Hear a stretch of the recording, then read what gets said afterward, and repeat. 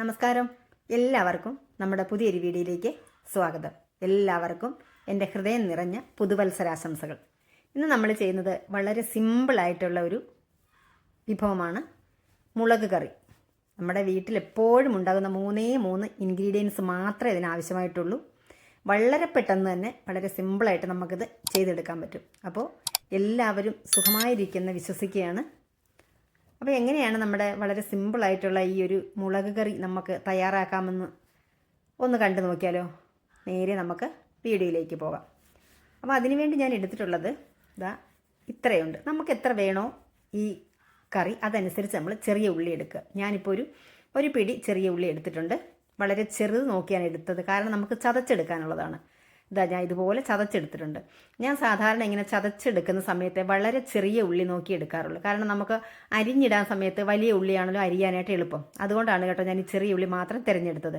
അപ്പോൾ അത് നന്നായിട്ട് മിക്സിയുടെ ജാറിലേക്ക് ഇട്ടൊന്ന് ചതച്ചെടുത്തിട്ട് ഇനി ഒരു കടായി വെച്ച് കൊടുത്തിട്ടുണ്ട്. അടിക്കട്ടിയുള്ള കടായി വെക്കുന്നതായിരിക്കും എപ്പോഴും നല്ലത്. അത് വെച്ച് കൊടുത്തിട്ട് അതിലേക്ക് വെളിച്ചെണ്ണയാണ് ചേർത്ത് കൊടുക്കുന്നത്. വെളിച്ചെണ്ണ തന്നെ ചേർക്കണം. അതുപോലെ തന്നെ സവോളയും ഇതിന് ചേർക്കാതിരിക്കുന്നതാണ് നല്ലത്. നമുക്ക് ഉദ്ദേശിക്കുന്ന ടേസ്റ്റ് കിട്ടണമെന്നുണ്ടെങ്കിൽ സവോള ചേർക്കാതിരിക്കുക. അപ്പോൾ ഈ വെളിച്ചെണ്ണയിലേക്ക് ഈ ഉള്ളി അങ്ങ് ചേർത്ത് കൊടുത്തു, ചതച്ച് വെച്ചിട്ടുള്ളത്.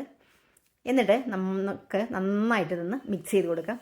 അപ്പോൾ എനിക്ക് ഈ ഒരു റെസിപ്പി തന്നത് എൻ്റെ ഒരു ഫ്രണ്ടാണ് കേട്ടോ, അന്നമ്മ. അപ്പോൾ ഈ അടുത്ത സമയത്ത് നോമ്പായിരുന്നല്ലോ, ക്രിസ്മസ് ഒക്കെ ആയ സമയത്ത്. അപ്പോഴാണ് നോൺ വെജൊക്കെ അധികം കഴിക്കാവുന്ന സമയമല്ലല്ലോ. അപ്പോൾ എൻ്റെ അടുത്ത് എൻ്റെ ഫ്രണ്ട് പറഞ്ഞത്, അന്നമ്മ എന്നാണ് പേര്, എൻ്റെ അടുത്ത് പറഞ്ഞു തന്നൊരു കറിയാണിത്. നോൺ വെജൊക്കെ ഇല്ലാത്തതുകൊണ്ട് വളരെ നന്നായിട്ട് നമുക്ക് ചോറ് കഴിക്കാൻ പറ്റുന്ന ഒരു അടിപൊളി കറിയാണെന്ന് പറഞ്ഞിട്ടാണ് ഈ റെസിപ്പി എനിക്ക് പറഞ്ഞു തന്നത്. അപ്പോൾ ഞാൻ വിചാരിച്ചു ഇത് നിങ്ങൾക്കൂടെ ഒന്ന് ഷെയർ ചെയ്യാമെന്ന്. അപ്പോൾ നമ്മുടെ ഉള്ളി ഇവിടെ നന്നായിട്ടൊന്ന് അത്യാവശ്യം നല്ലതുപോലെ ഒന്ന് ഫ്രൈ ആയി വരണം. ചെറിയൊരു ഗോൾഡൻ ബ്രൗൺ ആകുന്നത് വരെ നമ്മളിത് വഴറ്റി കൊടുക്കണം. അപ്പം ഞാൻ ഇതിലേക്ക് ഒരു അല്പം വെളിച്ചെണ്ണയോട് ചേർത്ത് കൊടുത്തിട്ടുണ്ടായിരുന്നു. നന്നായിട്ട് വെളിച്ചെണ്ണ കിടന്നതൊന്ന് വഴന്ന് വരണം. അതുവരെ നമുക്കിതുപോലെ അടി പിടിക്കാതെ ഒന്ന് ഇളക്കി കൊടുക്കാം. അടിയിൽ പിടിക്കാനുള്ള ചാൻസ് കൂടുതലാണ്, ഉള്ളിയല്ലേ. അപ്പോൾ നന്നായിട്ട് നമുക്കിത് ഇളക്കി കൊടുക്കണം. പിന്നെ നല്ല അടിപൊളി എരിവാണ് കേട്ടോ. അപ്പോൾ അതുകൊണ്ട് തന്നെ ഈ ഒരു മുളക് കറി ഒരു സ്വല്പം തൈരും ഉണ്ടെങ്കിൽ അത് മാത്രം കൂട്ടിയിട്ട് നമുക്ക് വയറ് നിറച്ച് ചോറ് കഴിക്കാൻ പറ്റും കേട്ടോ.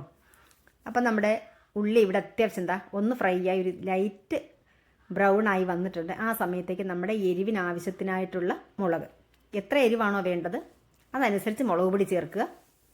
അപ്പം ഞാൻ ചേർത്തിട്ടുള്ളത് കാശ്മീരി മുളക് പൊടിയാണ്.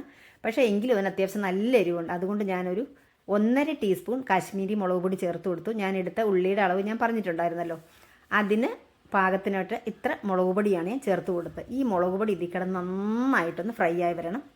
ഞാൻ പല രീതിയിലുള്ള മുളക് കറിയും വെച്ചിട്ടുണ്ട് കേട്ടോ. ഉള്ളിയൊക്കെ വഴറ്റിയിട്ട് അരച്ചെടുത്തിട്ട് പുളിയൊക്കെ ചേർത്തിട്ട് അങ്ങനെ ചെയ്യാറുണ്ട്. പക്ഷേ ഇത് ഞാൻ ആദ്യമായിട്ടാണ് ഇങ്ങനെ ഒരു സംഭവം കേട്ടത്. അതുകൊണ്ട് തന്നെ ട്രൈ ചെയ്ത് നോക്കണമെന്ന് വിചാരിച്ചു. അടിപൊളി സംഭവം ആയതുകൊണ്ടാണ് നിങ്ങൾക്ക് കൂടിയാണിത് ഷെയർ ചെയ്യുന്നത് കേട്ടോ. എന്നിട്ടിത് നന്നായിട്ടിത് മുളക് പൊടിയൊക്കെ ഒന്ന് വഴന്ന് വന്നപ്പോഴത്തേക്ക് നമുക്കിതിലേക്ക് ഉപ്പ് നീര് ചേർത്ത് കൊടുക്കാം. അല്പം ഉപ്പെടുത്തിട്ട് കലക്കി അതാണ് ഞാൻ ചേർത്ത് കൊടുത്തത് കേട്ടോ. ഇങ്ങനെ ചേർക്കുമ്പോൾ കുറച്ചൊന്നൊരു ലൂസായിരിക്കും. അതിന് വേണ്ടിയിട്ടാണ് ഉപ്പ് വെള്ളം തന്നെ ചേർക്കണമെന്ന് എൻ്റെ ഫ്രണ്ട് എനിക്ക് പറഞ്ഞു തന്നിട്ടുണ്ടായിരുന്നു. അപ്പോൾ അതുകൊണ്ട് അതുപോലെ ഞാൻ ചേർത്തു. അപ്പോൾ ഞാനിത് ചോദിച്ചിട്ടുണ്ടായിരുന്നു, ഇതിനകത്ത് പുളി ചേർത്താൽ എങ്ങനെയുണ്ട്. അപ്പോൾ പുളിയൊന്നും ചേർക്കണ്ട, അല്ലാതെ തന്നെ നല്ല ടേസ്റ്റാണെന്ന് പറഞ്ഞു കേട്ടോ. അപ്പോൾ ഞാനെങ്കിലും ഇത് റെഡിയാക്കി എല്ലാം ടേസ്റ്റൊക്കെ നോക്കി ഊണൊക്കെ കഴിച്ചതിന് ശേഷം ഞാനൊരല്പം പുളി കൂടെ ചേർത്ത് നോക്കിയപ്പോൾ എനിക്ക് ഒന്നുകൂടെ ടേസ്റ്റ് കൂടിയതായിട്ട് തോന്നി. പുളി ചേർത്തിട്ടില്ലെങ്കിലും കുഴപ്പമില്ല, ചേർത്താലും കുറച്ചുകൂടി ടേസ്റ്റ് കൂടിയിട്ടേ ഉണ്ടായിരുന്നുള്ളൂ. അപ്പോൾ വേണമെന്നുണ്ടെങ്കിൽ നമുക്ക് ഇറക്കിയൊക്കെ വെച്ചതിന് ശേഷം ഒരല്പം പുളി കൂടി നമുക്കിതിൽ ചേർത്ത് കൊടുക്കാം. വാളം പുളിയാണ് കേട്ടോ. ചേർത്തിട്ട് നന്നായിട്ട് കൈ കൊണ്ടൊന്ന് മിക്സ് ചെയ്തെടുത്താൽ മതി. അപ്പം നല്ല കിഡിലും ടേസ്റ്റ് ആയിരിക്കും. അപ്പം ഞാൻ ഉപ്പ് ഒന്ന് ടേസ്റ്റ് നോക്കിയ സമയത്ത് ഉപ്പ് നീര് അല്പം കൂടെ വേണമായിരുന്നു. അതുകൊണ്ട് കുറച്ച് ഉപ്പ് നീരൂടെ ഞാൻ ചേർത്ത് കൊടുത്തിട്ടുണ്ട്. ഉപ്പ് കുറവായിരുന്നു. അപ്പോൾ അതുകൂടെ ചേർത്തിട്ട് നന്നായിട്ടങ്ങ് മിക്സ് ചെയ്തെടുക്കുകയാണ്. അപ്പോൾ എന്തായാലും എല്ലാവരും വളരെ ഈസി ആയിട്ട് നമ്മുടെ വീട്ടിൽ എപ്പോഴും ഉണ്ടാകുന്നതാണല്ലോ മുളക് പൊടിയും ഉള്ളിയും ഉപ്പും ഒക്കെ. ഇത്ര മാത്രമേ നമുക്കിതിന് ആവശ്യമായിട്ടുള്ളൂ. അപ്പോൾ ഇതൊന്ന് ട്രൈ ചെയ്ത് നോക്കണം കേട്ടോ. എന്നിട്ട് അഭിപ്രായങ്ങളൊക്കെ ഒന്ന് അറിയിക്കണം കേട്ടോ കമൻറ്റിലൂടെ. ഞാൻ നേരത്തെ പറഞ്ഞില്ലേ, നമുക്ക് മീൻ കറിയോ ചിക്കൻ കറിയോ ഒന്നും വേണ്ട കേട്ടോ.